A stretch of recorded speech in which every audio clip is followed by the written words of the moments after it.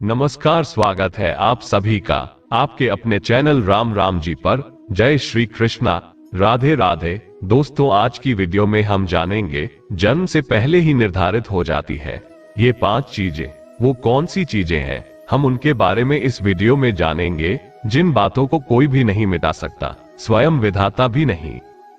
पहले के लोग अपनी पूरी आयु जीते थे। मेरे कहने का अर्थ यह है कि 100 वर्षों से भी अधिक आयु मनुष्य जीता था।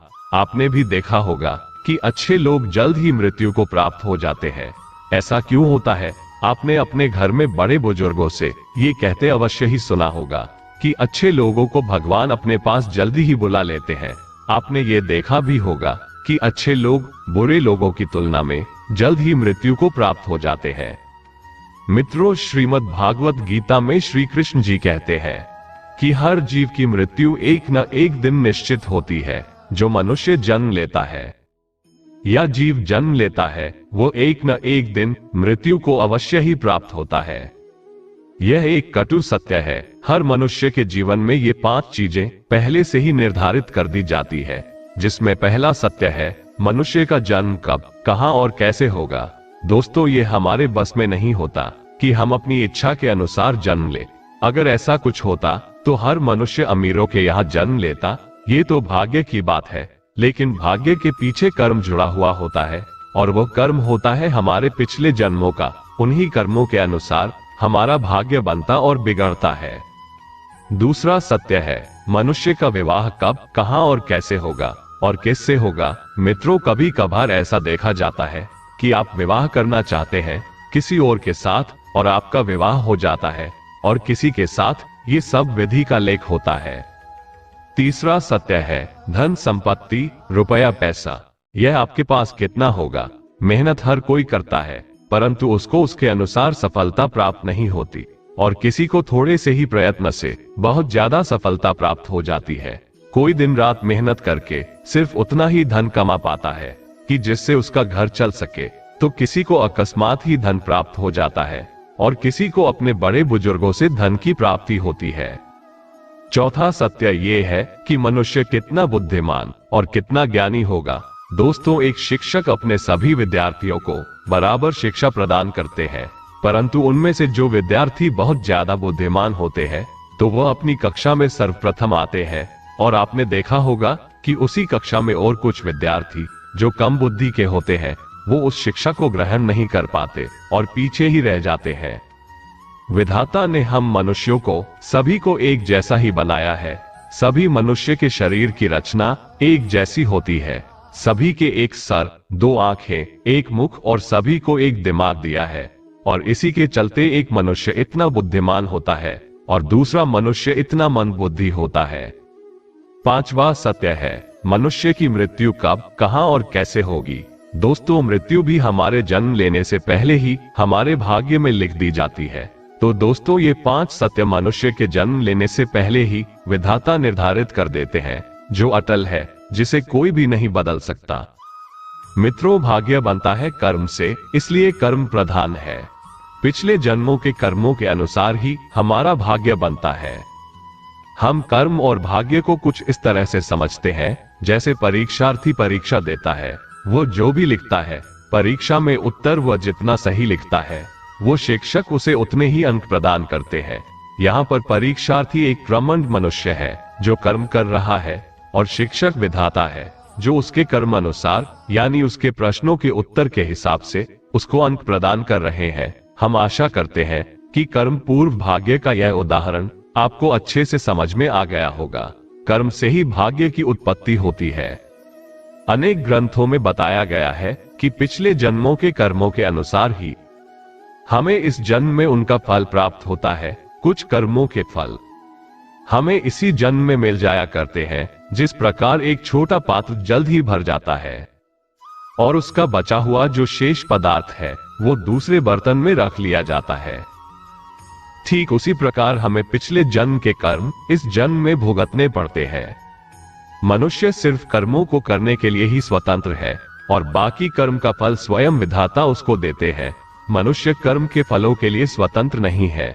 मनुष्य सिर्फ अपने अच्छे भाग्य को बना सकता है। अच्छे कर्म करके हम अपना अच्छा भाग्य उदय कर सकते हैं। इसलिए सभी मनुष्यों को अच्छा काम ही करना चाहिए, जिससे हम सभी जीवों का भाग्य अच्छा बन सके और हमारे इस मनुष्य जीवन में खुशियां ही खुशियां हो। अगर आप बुरा कर्म करेंगे तो उससे आपका अच्छा भाग्य नहीं, केवल और केवल दुर्भाग्य ही बनता है। मनुष्य जैसा बीज बोता है, उसके अनुसार ही वो फसल को काटता है।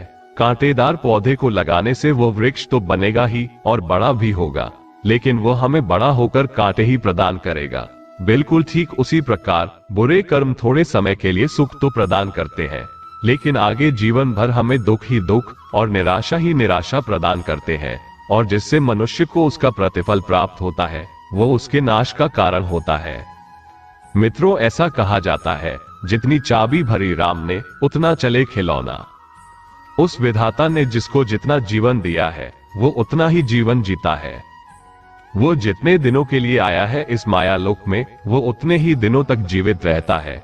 भगवान की मर्जी के बिना एक पत्ता भी नहीं हिलता। राजा को रंक बनने में देर नहीं लगती और रंक को राजा बनने में कभी भी देर नहीं लगती। तो इसलिए विधाता पर भरोसा रखें और अच्छे कर्म करें। मनुष्य कब इस दुनिया को छोड़कर चला जाए ये तो कोई भी नहीं जानता। तो इसीलिए जब तक मनुष्य इस संसार में रहे वे अच्छी भक्ति और अच्छे कर्म ही करता रहे और दान पुण्य की भावना सदैव उसके मन में बनी रहे, जिससे उस मनुष्य का कल्याण हो जाए। तो आगे हम इस वीडियो में जानेंगे अच्छे लोगों को भगवान जल्द ही क्यों बुला लेते हैं। हर मनुष्य को भगवान किसी न किसी कार्य के लिए तैयार कर कर भेजते हैं, और जब उसका उद्देश्य पूरा हो जाता है तो उस मनुष्य को भगवान जल्द ही अपने पास बुला लेते हैं, क्योंकि वो व्यक्ति भगवान के अधिक निकट होता है। ऐसा भी कह सकते हैं कि वह व्यक्ति भगवान का बहुत ज्यादा प्रिय होता है। भगवान यह नहीं चाहते कि उनका प्रिय मनुष्य इस मायालोक में फंसा रहे।